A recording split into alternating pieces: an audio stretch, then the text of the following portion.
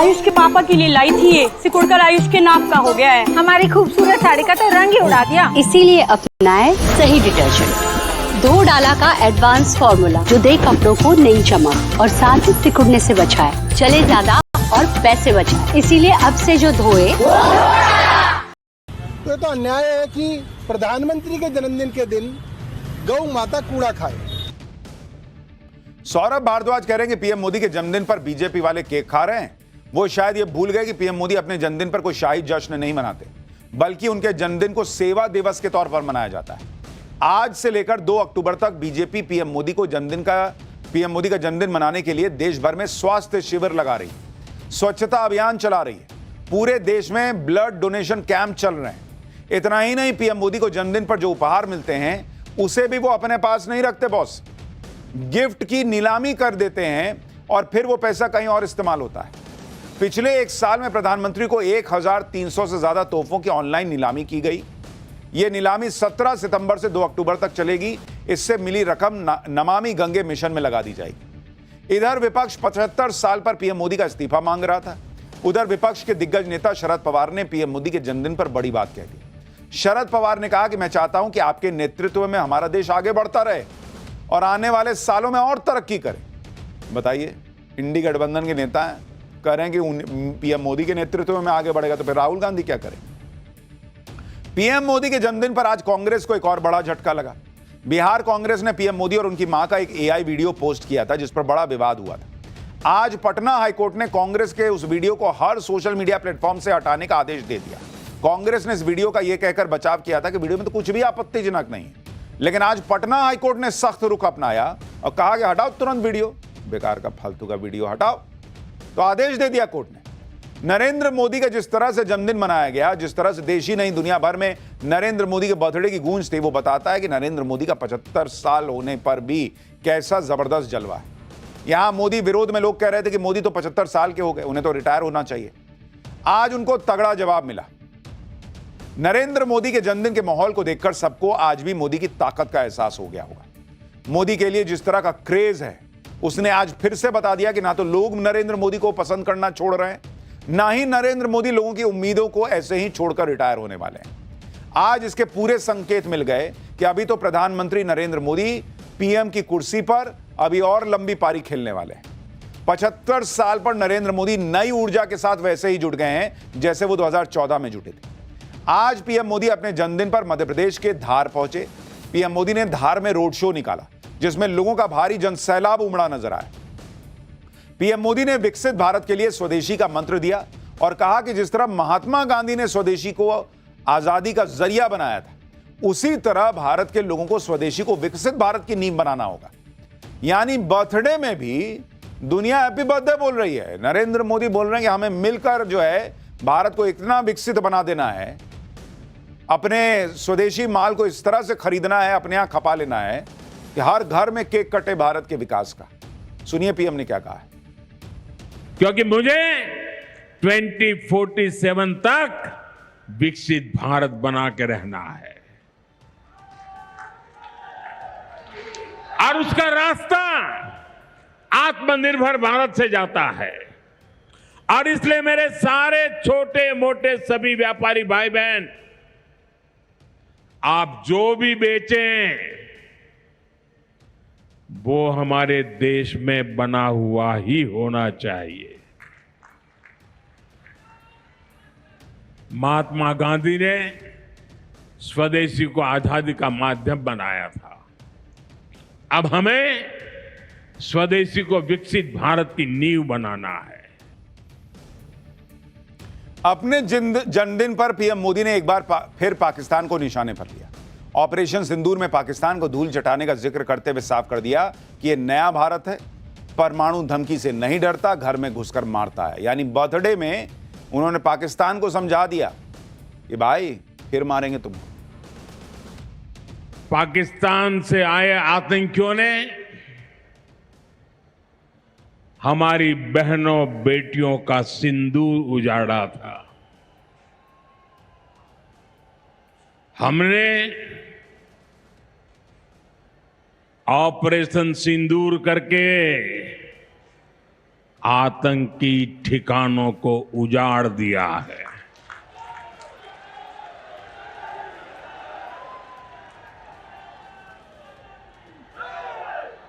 हमारे वीर जवानों ने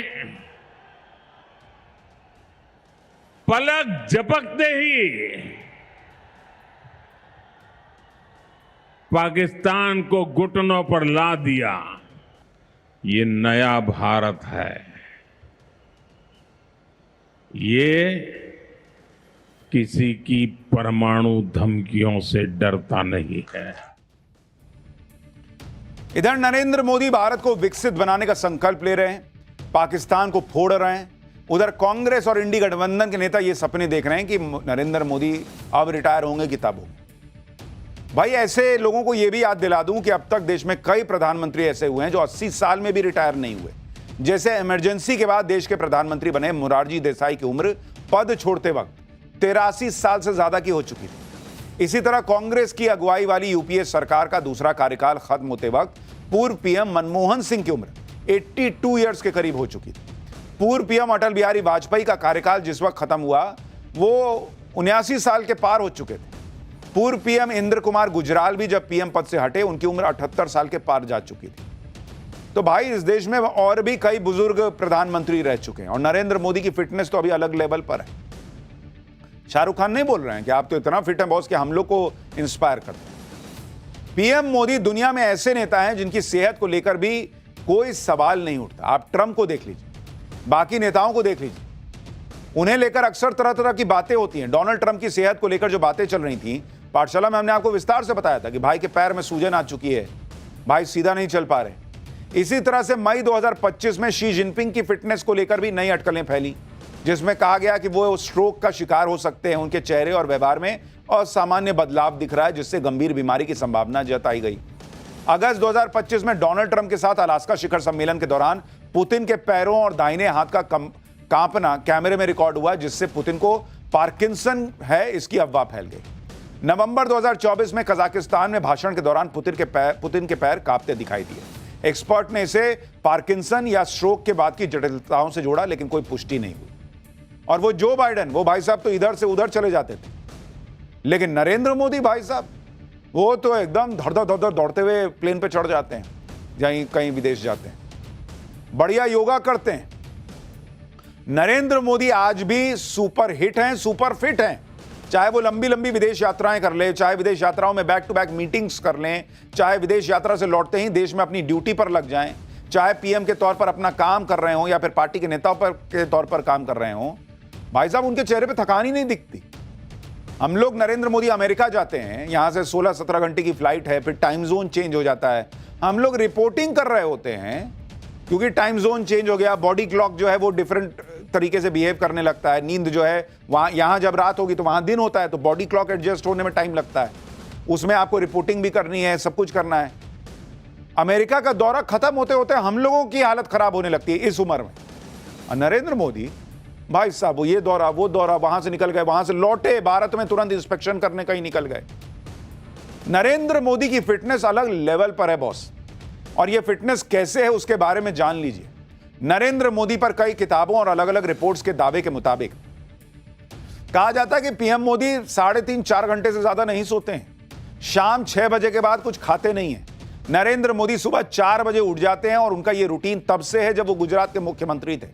सुबह उठने के बाद पीएम मोदी कुछ देर टहलते हैं और फिर योगा करते हैं। योग में सूर्य नमस्कार और मेडिटेशन उनके रूटीन का हिस्सा है।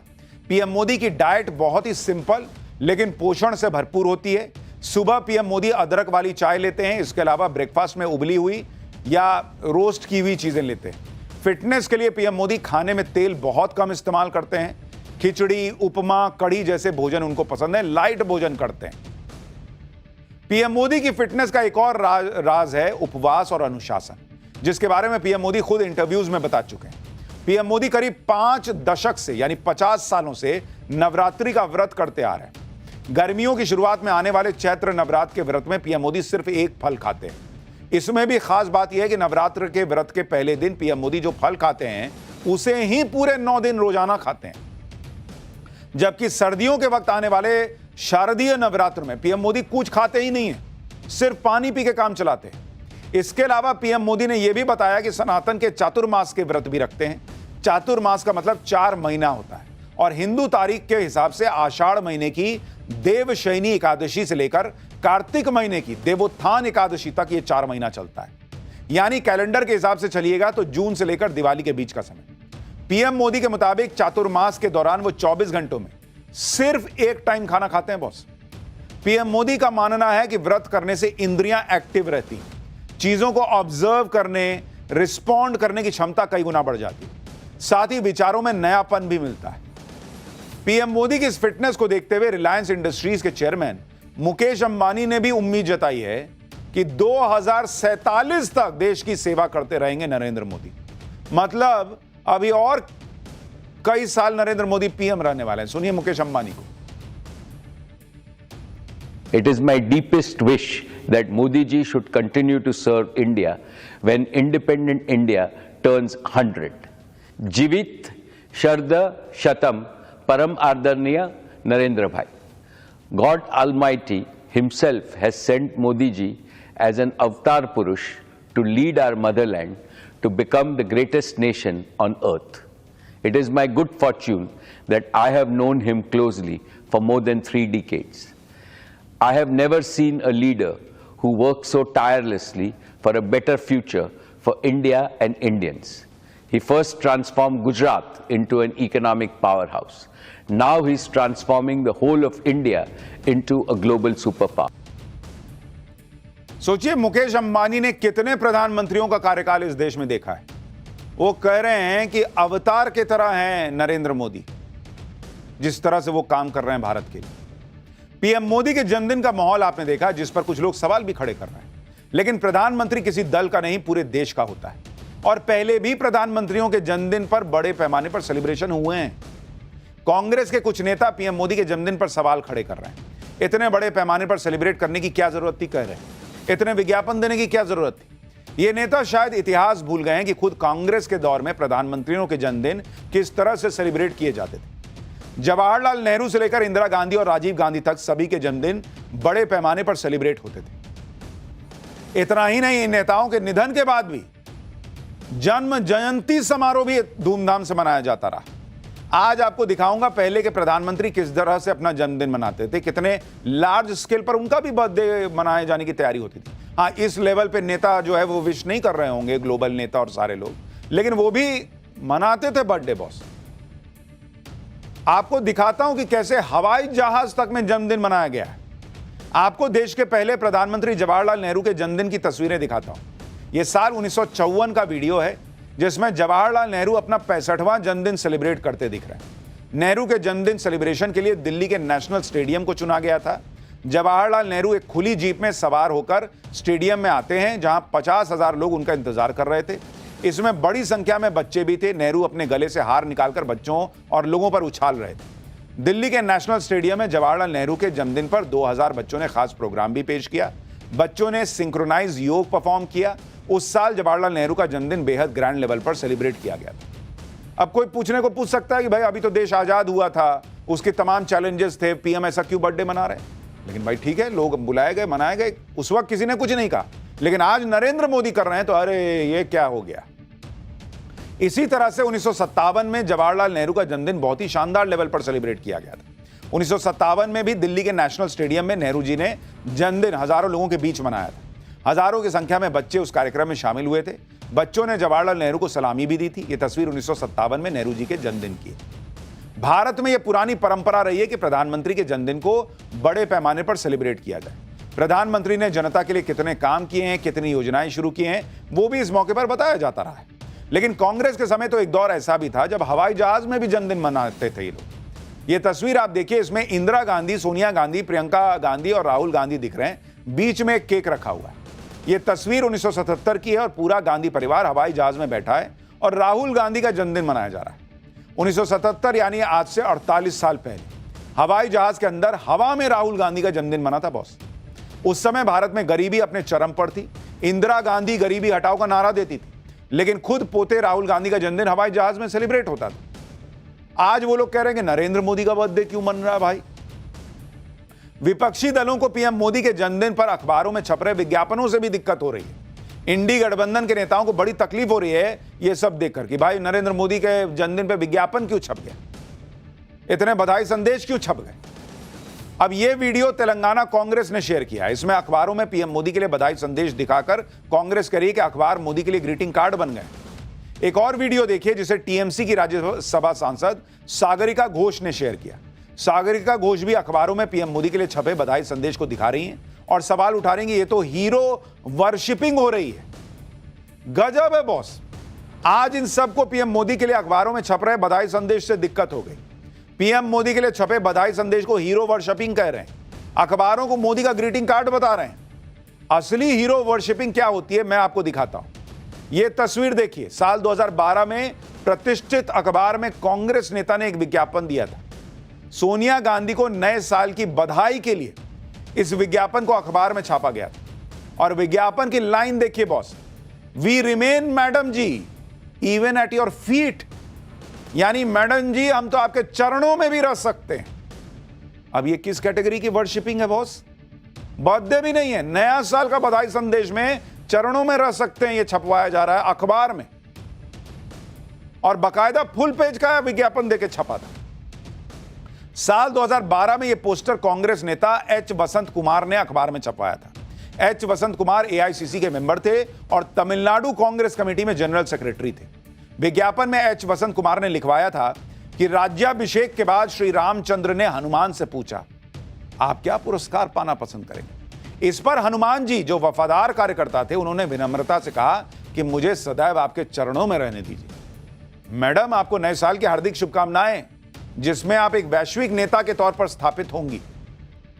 और आज कांग्रेस पीएम मोदी के लिए अखबारों में बधाई संदेश पर सवाल उठा रही है, आरोप लगा रही है कि अखबारों का इस्तेमाल हीरो की तरफ पेश करने के लिए हो रहा है। आप यह भी देखिए कि यूपीए सरकार के दौरान गांधी परिवार के नेताओं के लिए विज्ञापन दिए जाते थे और इस पर करोड़ों रुपए खर्च होते थे। साल 2008 से 2013 के बीच गांधी परिवार के नेताओं के जन्मदिन और पुण्यतिथि के विज्ञापनों पर कितना खर्च हुआ आप देखिए। राजीव गांधी के विज्ञापनों पर 25 करोड़ 40 लाख रुपए खर्च हुए। इंदिरा गांधी के विज्ञापनों पर 16 करोड़ 90 लाख रुपए। जवाहरलाल नेहरू के विज्ञापनों पर 10 करोड़ 90 लाख रुपए खर्च हुए। यूपीए सरकार के दौरान सरकारी विज्ञापनों में गांधी फैमिली का ही दबदबा रहता था। देश के दूसरे महान नेताओं और स्वतंत्रता सेनानियों के विज्ञापनों पर काफी कम खर्च हुआ। जैसे 2008 से 2013 के बीच सरदार पटेल के विज्ञापनों पर 8 करोड़ 60 लाख रुपए खर्च हुए। शास्त्री जी, लाल बहादुर शास्त्री जी के विज्ञापनों पर 3 करोड़ रुपए खर्च हुए। मौलाना आजाद के विज्ञापनों पर तो 2 करोड़ रुपए खर्च हुए और स्वामी विवेकानंद के विज्ञापनों पर 90 लाख रुपए खर्च हुए। सुभाष चंद्र बोस जी के विज्ञापन पर तो मात्र 50 लाख रुपए खर्च हुए। यानी कांग्रेस की पॉलिसी शुरू से क्लियर रही, गांधी परिवार का नेता कोई हो, उसका जन्मदिन हो, पुण्यतिथि हो, विज्ञापन एकदम भर भर के छपवा दो, खजाना खोल दो। वहीं दूसरे नेताओं के विज्ञापनों के लिए खजाने का मुंह थोड़ा बंद कर देते। क्या कांग्रेस चाहती ही नहीं थी कि किसी दूसरे महान नेता के बारे में